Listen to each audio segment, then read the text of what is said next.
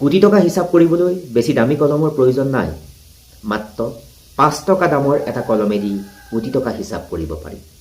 ঠিক তেনেকৈ ৰাষ্ট্ৰীয় ফুল পদুম, আৰু সেই পদুম ফুলপাহিও পচা পানীতেই উৎপত্তি হয়। যদি 5 টকা দামী কলমেদি কোটি টকা হিচাপ কৰিব পাৰি, যদি ৰাষ্ট্ৰীয় ফুল পদুম পচা পানীতেই উৎপত্তি হয়, তেতিয়াহ'লে আপোনাৰ পৰাও বহু কিছু আশা কৰিব পাৰি। মনত ৰাখিব, দুৰ্বল আপোনাৰ সবল, কিন্তু আপোনাৰ ভগৱান আপোনাৰ কাৰণে কেতিয়াও দুৰ্বল নহয়।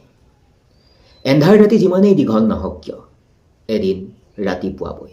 ঠিক তেনেকৈ আপুনি যে কষ্ট কৰি গৈ আছে, আপুনি যে সংগ্ৰাম কৰি গৈ আছে, তাৰ ক্ষণ যিমানেই দীৰ্ঘস্থায়ী নহওক কিয়, আপুনি এদিন সফল হ'বই। আৰু সদায় মনত ৰাখিব, ধৈৰ্য থকা মানুহে শেষত সফল হয়। যদি আপোনালোকে ভগৱানক বিশ্বাস কৰে, তেতিয়াহ'লে এটা কমেণ্ট কৰিবলৈ নাপাহৰিব। ধন্যবাদ।